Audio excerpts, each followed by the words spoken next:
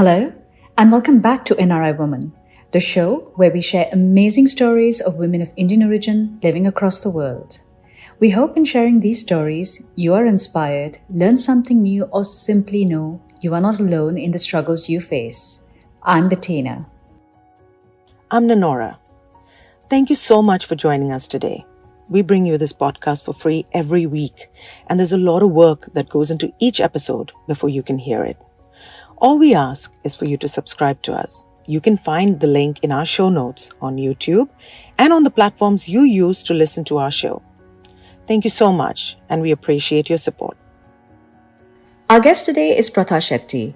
Pratha works to help people from different cultures understand each other better. She makes hard ideas about culture easier to understand. She cares about more than just her job. She wants to teach kids about different cultures. So Pratha created a fun coloring book called When I Grow Up. It teaches kids about women's lives in different cultures around the world. These days, with different cultures mixing more than ever, understanding each other is really important. Pratha works to help people from different cultures understand each other better. She tries to go deeper than just knowing cultures are different on the outside. Pratha wants people to understand why cultures act the way they do. To do this, she knows you need an open mind. You also need to care about other people. And admit you don't know everything about other cultures. Pratha didn't always plan to be an interculturalist. How did she get interested in helping people understand different cultures? So I actually discovered this book because of a professor. I was studying business here. I was doing my MBA from an institute in Mumbai, and she was a visiting faculty, and she just happened to very briefly mention something about culture and branding, and she suggested a couple of books, but this one stuck with me, and I immediately went to the library. And I'm a nerd like that, so I just immediately went to the library and started reading the book.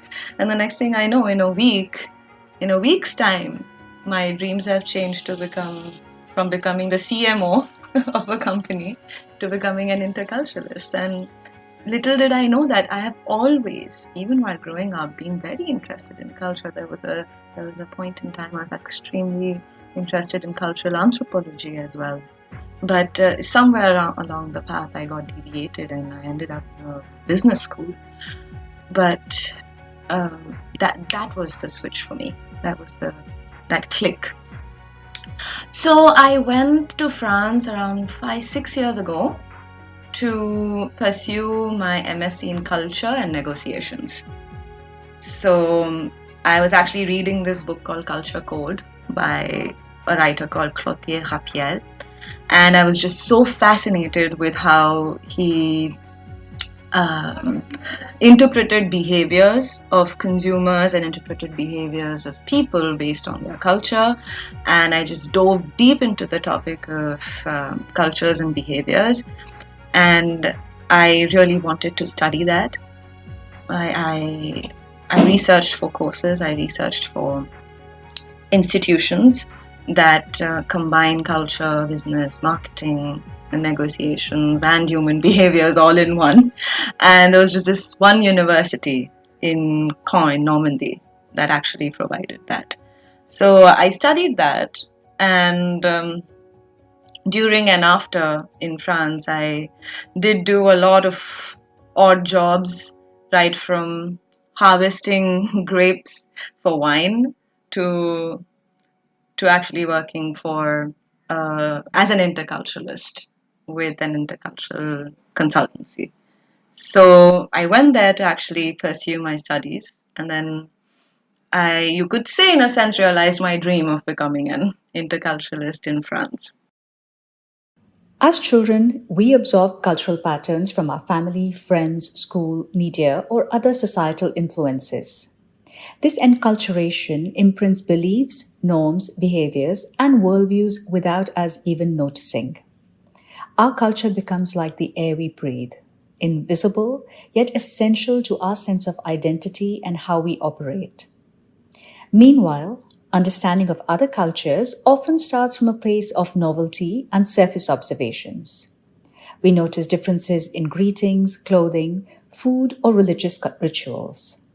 But grasping the context and meanings underpinning why these practices evolved requires deeper engagement.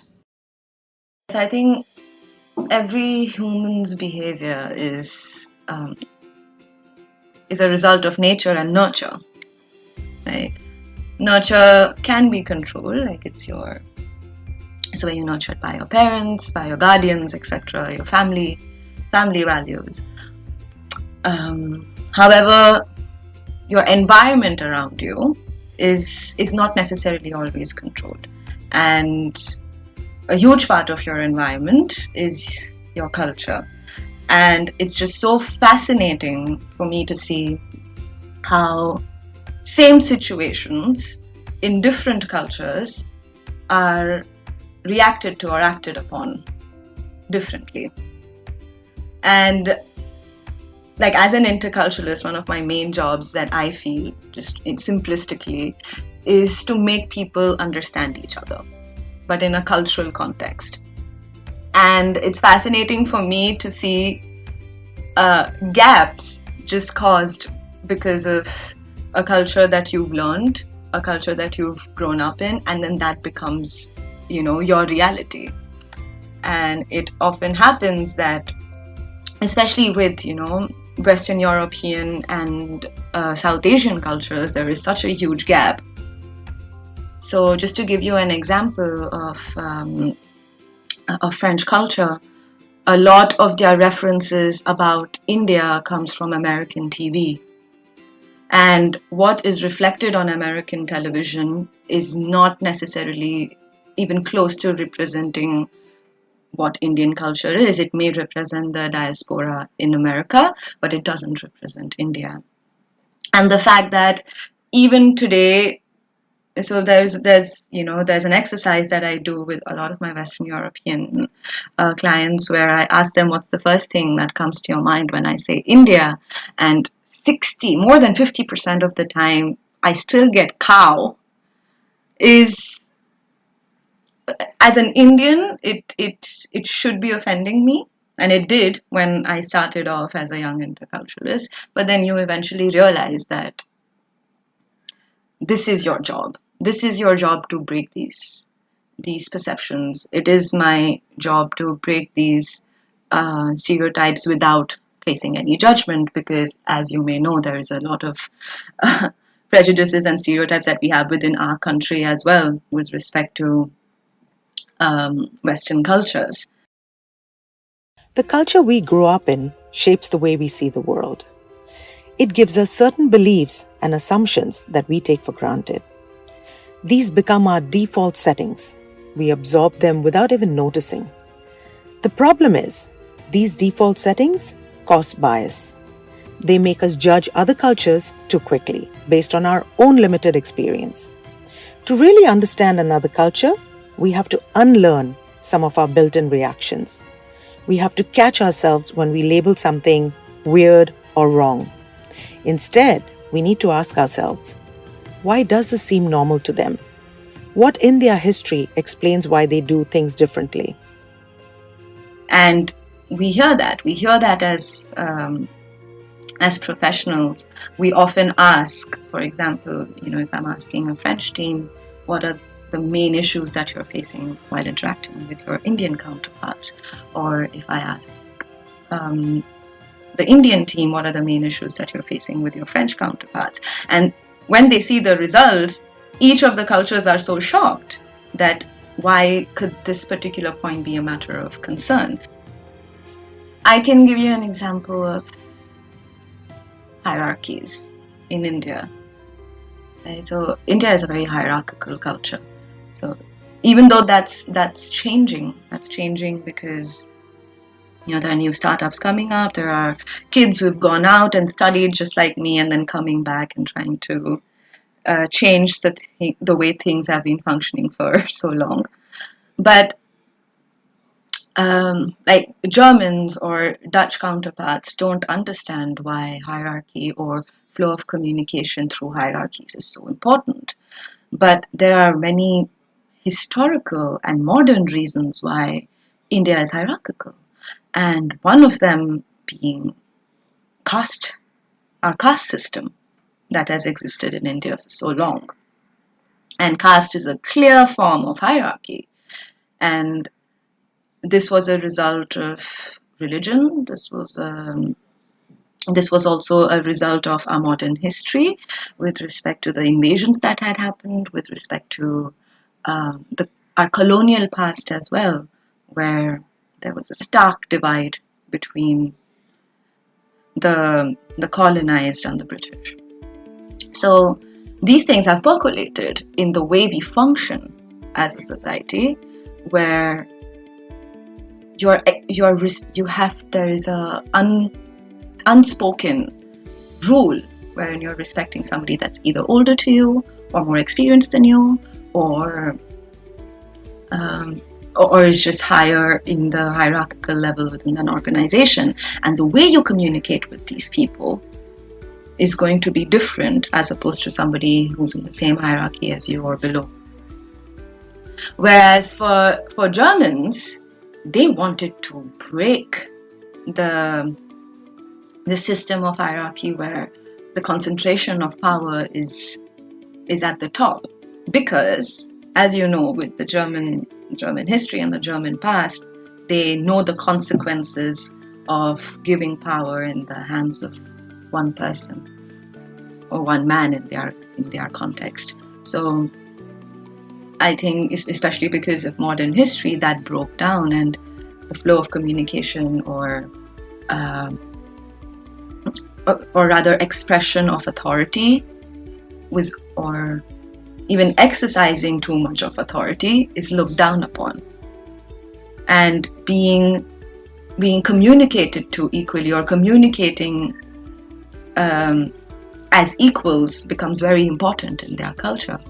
So when a culture that's more flat interacts with a culture that's more hierarchical, there is friction, there's non-understanding, there's confusion.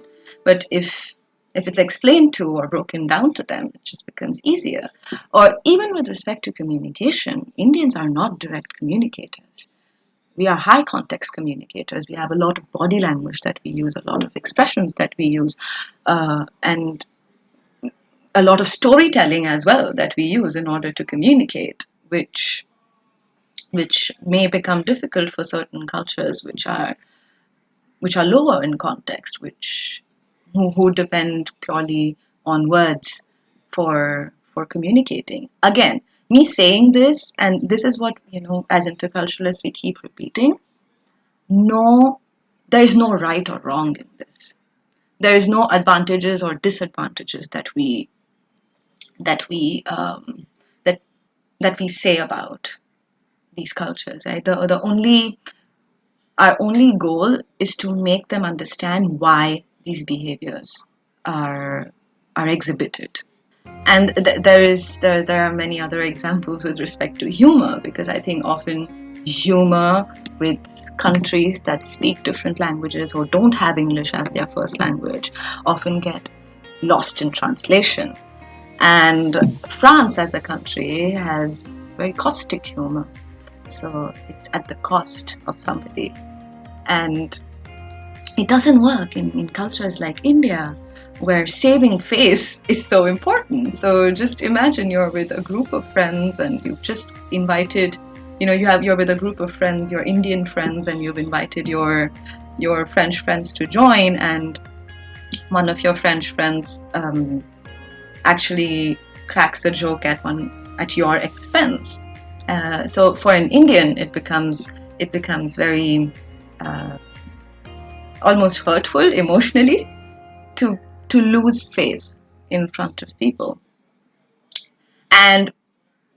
But caustic humor for the French is a sign of saying that I have accepted you. You have now, you're now included in my clan almost. And that's why it's okay for me to make fun of you. Unlearning is challenging as ingrained biases are stubborn, but the rewards are immense.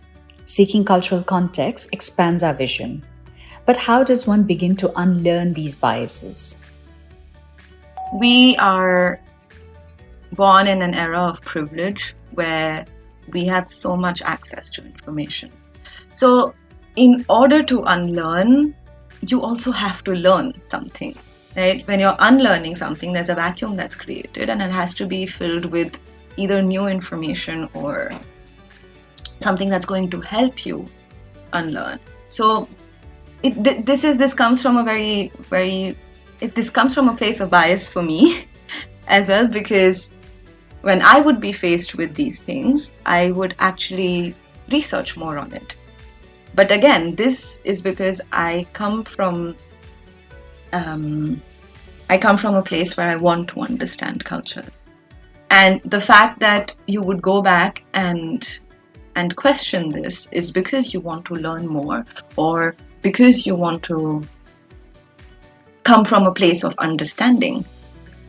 So always having, being open to accessing resources and teaching yourself, I think is a huge step that one could take in order to have lesser friction. And the other thing which has helped me, and which has helped people that I train as well, is just communication. Right? Being open to communicate about if there's something that you have taken personally and it has affected you, it's okay to have an open conversation about it. Because what happens is when we often just speak to ourselves and try to dismantle situations on our own, we only get one perspective. So it's very essential that if you may not be confronting the person who, for example, has confronted you, you can definitely seek a confidant where you could discuss these things and talk about it and get different perspectives in order to come to a conclusion. And you may not always come to a conclusion. Right? That's the other thing. That's the other thing about cultures. That's the other thing about situations like these that are so nuanced. You don't always come to a conclusion. There's always going to be a gray area. There's always going to be a part in your head that goes, okay, no, this is right and wrong. Because that's how we function. There has to be a right and there has to be a wrong. So you may not always come to a conclusion, but at least you've taken that first step of learning, and that helps a lot as well. From a young age, Pratha developed a deep interest in culture, shaped by her parents' diverse backgrounds and experiences. Her father's journey from rural poverty to urban entrepreneur exposed Pratha to the vast economic and social contrasts within Indian society. Through him, she gained first-hand insight into the struggles faced by disadvantaged communities striving for better lives.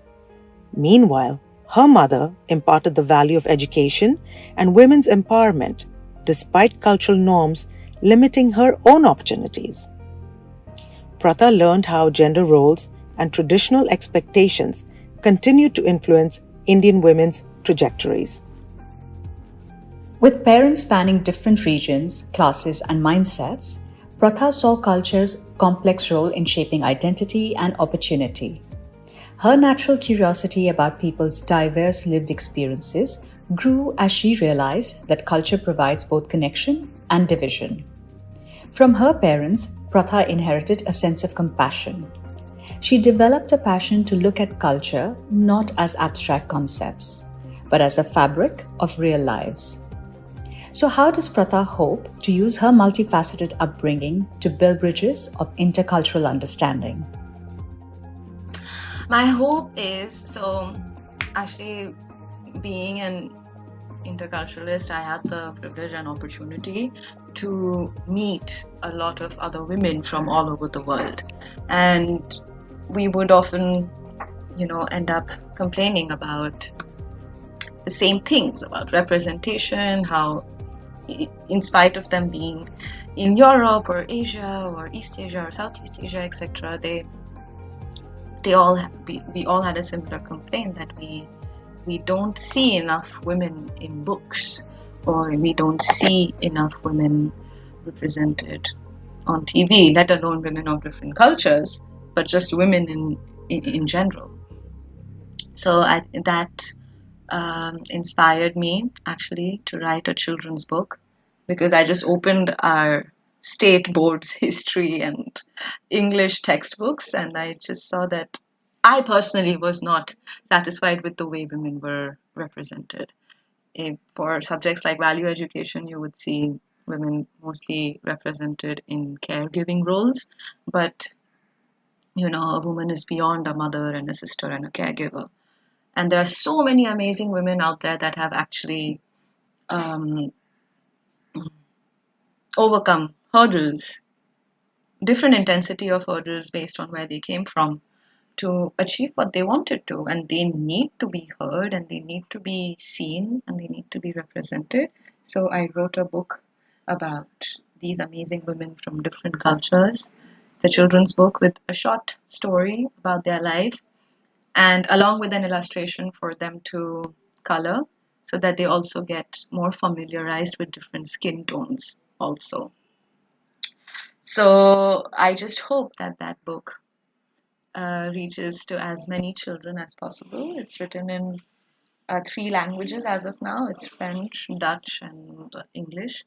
I hope to get it translated in many Indian regional languages, because we definitely we definitely need our girls to know that there's so much opportunity for them. So I hope that happens, and I also hope that people, and especially the situation given now, and the divides that have been created by people of power in different countries, and I'm not only talking about India, in different countries. I just hope that cultural, or that gap is actually closed. I know I sound like I just want a utopia now, but for the future, I would really want that I get to play a part in closing those gaps. And I think my larger purpose of becoming an interculturalist was that as well. When we open our minds to learn from those with different backgrounds and experiences, it deepens our compassion. Pratha's journey shows that the culture should not divide us into us versus them. Rather, discovering shared humanity across apparent differences can bridge what separates us. We'll leave you with this quote from Mark Twain. Travel is fatal to prejudice, bigotry, and narrow-mindedness. Broad, wholesome, charitable views of men and things cannot be acquired by vegetating in one little corner of the earth all of one's lifetime. It's a little reminder for us that when it comes to culture, variety is the spice of life. I'm Nanora. And I'm Bettina. Thank you for joining us today, and we hope you'll join us again for our next episode. We can be found on nriwoman.com or wherever you listen to your podcasts. Just look for NRI Woman. If you or someone you know has a story to share, please get in touch with us at hello@nriwoman.com or tweet us at nri_woman. You can also follow us on Instagram and Facebook at NRI Woman Podcast. Please help us spread the stories of these amazing women by sharing it with your friends and family. You can find the details to connect with our guests in the show notes. NRI Woman episodes come out every Thursday, so make sure you subscribe. Until next time, keep learning, keep inspiring, and be kind.